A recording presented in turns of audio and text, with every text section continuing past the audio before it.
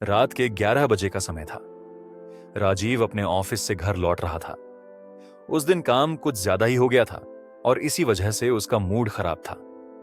आसमान में काले बादल छाए हुए थे और ठंडी हवा के झोंके माहौल को और अजीब बना रहे थे। राजीव अपनी गाड़ी चलाते हुए सोच रहा था, काश आज जल्दी घर पहुंच जाऊं।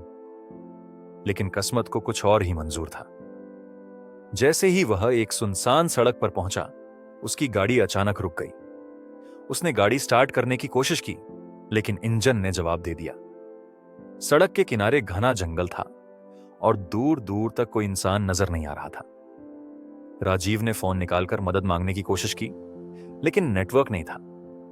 उसने सोचा, शायद जंगल में थोड़ा अंदर जाकर नेटवर्क मिल जाए।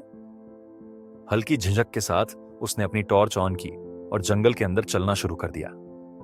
हर तरफ सन्नाटा था, बस पत्तों की सरसराहट और झींगुरों की आवाजें सुनाई दे रही थीं। थोड़ी दूर जाने के बाद उसे जंगल के बीचों बीच एक छोटी सी झोपड़ी दिखाई दी। झोपड़ी से हल्की रोशनी झांक रही थी। राजीव को कुछ राहत मिली। शायद यहां से मदद मिल जाए, उसने सोचा। जैसे ही वह झोपड़ी के पास पहुंचा, दरवाजा अपने आप खुल गया। अंदर से एक बूढ़ी औरत बाहर निकली। उसका चेहरा झुर्रियों से भरा हुआ था, आंखों में एक अजीब सी चमक थी और हाथ में एक पुरानी फटी हुई किताब थी। बूढ़ी औरत ने हल्की मुस्कान के साथ कहा, तुम यहां क्यों आए हो बेटा?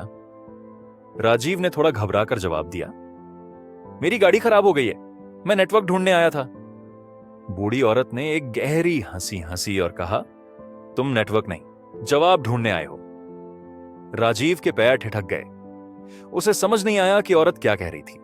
तभी उसने देखा कि बूढ़ी औरत की किताब से धुआं निकल रहा था। धुएं से एक चेहरा बना जो राजीव को घूरने लगा। औरत ने धीरे से कहा, इस जंगल में जो भी आता है उसे अपनी सबसे बड़ी गलती का सामना करना पड़ता है। राजीव का दिल जोर जोर से धड़कने लगा। उसने पीछे मुड़कर भागने की कोशिश की, लेकिन उसके पैर जैसे जमीन से चिपक गए थे। तभी किताब से एक चीख निकलकर जंगल में गूंजने लगी। राजीव का दिल बेतहाशा धड़क रहा था। उसकी आंखें डर से चौड़ी हो गई थीं। बूढ़ी औरत की किताब से निकलता धुआं अब गाढ़ा होता जा रहा था और उसमें से एक रहस्यमयी परछाई आकार ले रही थी। ये सब क्या हो रहा है? राजीव बड़बड़ाया। बूढ़ी औरत ने किताब को बंद कर दिया और उसकी हंसी गूंजने लगी। उसने कहा, डरने की जरूरत नहीं बेटा, यह किताब तुम्हारी कहानी जानती है। मेरी कहानी? राजीव ने कांपती आवाज में पूछा। हां, बूढ़ी औरत ने जवाब दिया। तुमने जिंदगी में जो गलतियां की हैं, उनका बोझ तुम्हें हर रोज सताता है। यही जंगल उन गलतियों का सामना कराता है और आज तुम्हारी बारी है। राजीव ने गुस्से और घबराहट में कहा, मुझे इन सब से कुछ लेना देना नहीं, मैं बस अपनी गाड़ी ठीक करना चाहता हूं और यहां से निकलना चाहता हूं। बूढ़ी औरत मुस्कुराई। उसकी मुस्कान अब पहले से भी ज्यादा डरावनी लग रही थी। उसने कहा, ऐसा नहीं हो सकता, अब यह जंगल तुम्हें वो दिखाएगा जिससे तुम भागते आए हो। अचानक राजीव के चारों ओर का माहौल बदलने लगा। जंगल गायब हो गया। वह एक अंधेरे कमरे में खड़ा था। कमरे की दीवारें धुंधली थीं और उनके बीच एक अकेला आईना टंगा हुआ था। आईने में उसने अपनी ही परछाई देखी, लेकिन जैसे ही वह पास गया, उसकी परछाई ने उसे वापस घूरना शुरू कर दिया। तुमने मुझे क्यों छोड़ा था राजीव? परछाई की आवाज गूंजने लगी। ये कौन है? राजीव चीखा। परछाई ने कहा, मैं वही हूं जिसे तुमने उस दिन धोखा दिया था। मैं वही दोस्त हूं जिसे तुमने अकेला छोड़ दिया था। क्या तुम्हें याद है? राजीव के हाथ पैर ठंडे पड़ गए। उसे याद आया, 3 साल पहले उसके दोस्त वरुण ने उसे मदद के लिए पुकारा था, जब वह एक बड़े कर्ज में फंसा हुआ था।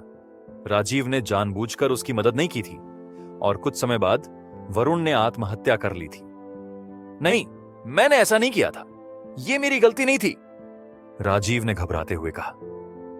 परछाई की आवाज और तेज हो गई। तुम्हें अपनी गलती का सामना करना होगा। जब तक तुम सच नहीं स्वीकारोगे, यह जंगल तुम्हें छोड़ने नहीं वाला। अचानक राजीव को लगा कि कमरा फिर से बदल रहा है। अब वह उसी सड़क पर खड़ा था जहां उसकी गाड़ी खराब हुई थी, लेकिन इस बार गाड़ी ठीक थी और जंगल गायब हो चुका था। राजीव ने चैन की सांस ली और जल्दी से गाड़ी में बैठ गया। उसने इंजन स्टार्ट किया और गाड़ी चलाने लगा। लेकिन कुछ ही दूर जाने के बाद उसे सड़क किनारे वही बूढ़ी औरत खड़ी दिखाई दी। उसने उसकी तरफ इशारा करते हुए कहा, याद रखना बेटा, गलती से भाग नहीं सकते। राजीव ने गाड़ी की रफ्तार बढ़ा दी, लेकिन उसके कानों में अब भी औरत की आवाज गूंज रही थी। राजीव बेतहाशा गाड़ी चलाए जा रहा था।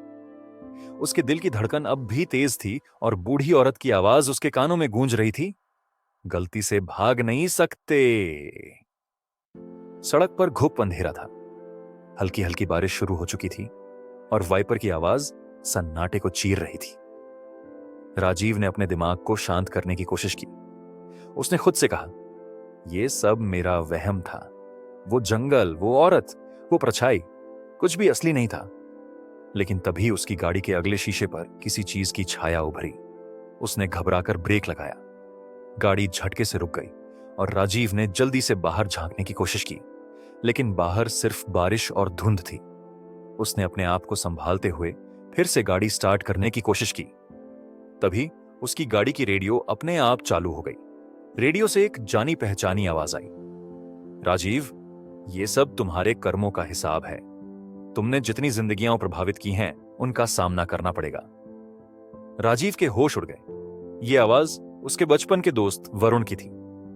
वरुण, ये कैसे हो सकता है? उसने घबराकर कहा। रेडियो से वरुण की हंसी गूंजने लगी। तुमने मुझे उस समय अकेला छोड़ दिया जब मुझे तुम्हारी सबसे ज्यादा जरूरत थी। क्या तुम्हें लगता है ये इतना आसान होगा?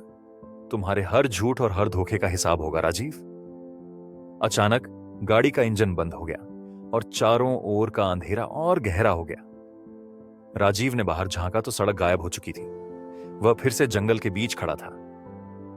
तुम कहां जा रहे हो राजीव? एक धीमी भयानक आवाज पीछे से आई। वह पलटा तो उसने देखा कि वही बूढ़ी औरत किताब लिए खड़ी थी। इस बार उसकी आंखें चमक रही थीं और उसके चेहरे पर एक अजीब सी गंभीरता थी। तुम मुझसे क्या चाहती हो? राजीव चीख पड़ा।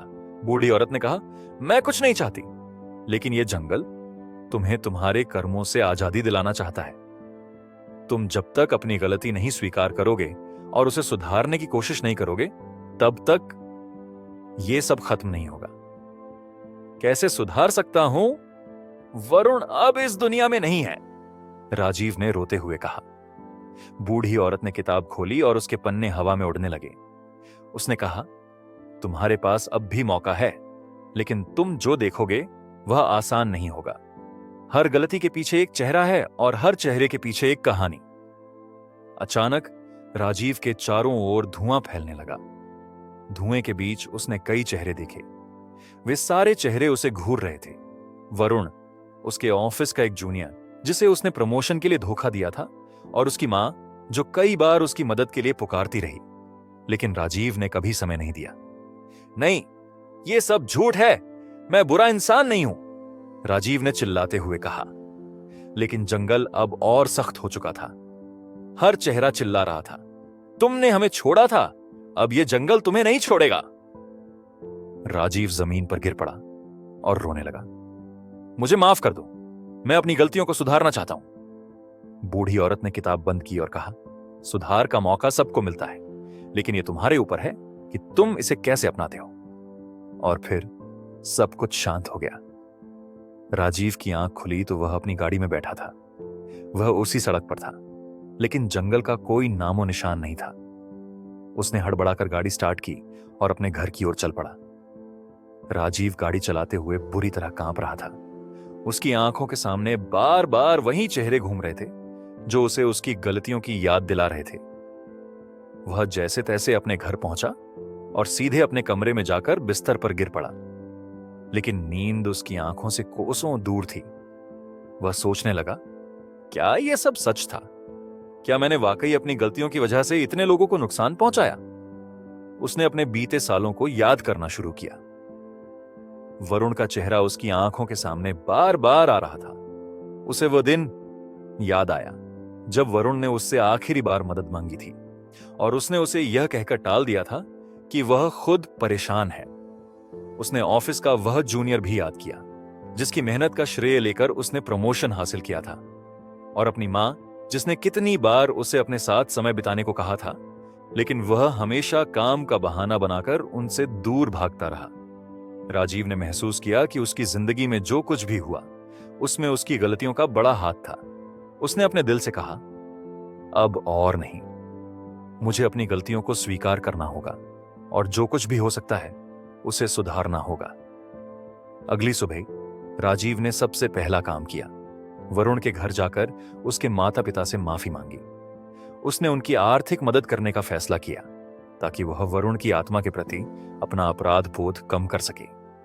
वरुण की मां ने रोते हुए कहा, अगर तुमने यह पहले किया होता तो शायद वरुण आज जिंदा होता। यह सुनकर राजीव की आंखों में आंसू आ गए, लेकिन उसने खुद से वादा किया कि वह कभी किसी को इस तरह निराश नहीं करेगा। फिर वह अपने ऑफिस गया और अपने उस जूनियर से माफी मांगी जिसका प्रमोशन उसने छीना था। उसने बॉस से बात करके जूनियर को उसका हक दिलवाया। ऑफिस के बाकी लोग यह देखकर हैरान थे, लेकिन राजीव को लगा जैसे उसके दिल का बोझ हल्का हो गया हो। इसके बाद उसने अपनी मां को फोन किया और उनके साथ समय बिताने का वादा किया। उसने उनके लिए फूल और उनके पसंदीदा मिठाई लेकर घर पहुंचा। मां ने उसे गले लगाकर कहा, मैंने हमेशा तुम्हारे प्यार की उम्मीद की थी बेटा। 3 महीने बाद राजीव की जिंदगी में बहुत बदलाव आ चुका था। वह अब एक जिम्मेदार और दयालु इंसान बन चुका था। एक रात जब वह अपनी बालकनी में बैठा हुआ था तो उसे आसमान में एक चमकता तारा दिखाई दिया। उसने मन ही मन सोचा, शायद ये वरुण है जो मुझे देख रहा है। लेकिन अचानक उसे फिर से वह बूढ़ी औरत याद आई, उसका चेहरा और वह डरावनी किताब। उसने मुस्कुराते हुए कहा, शायद वह औरत सही कह रही थी, इस जंगल ने मुझे मेरी गलतियों से आजाद कर दिया। उस रात के बाद राजीव ने कभी किसी को अनदेखा नहीं किया। हमारी जिंदगी में हमारी गलतियां हमारे साथ रहती हैं जब तक हम उन्हें स्वीकार कर सुधारने का प्रयास नहीं करते। हर इंसान को दूसरा मौका मिलता है, लेकिन यह हम पर निर्भर करता है कि हम उससे क्या सीखते हैं। एक अनजानी रात का यही अंत था, एक नई शुरुआत के साथ। तो दोस्तों, कैसी लगी कहानी कमेंट में जरूर बताना, और ऐसी ही दिल को छू लेने वाले कहानियां सुनने के लिए हमारी चैनल प्रेम वाणी को सब्सक्राइब कर देना।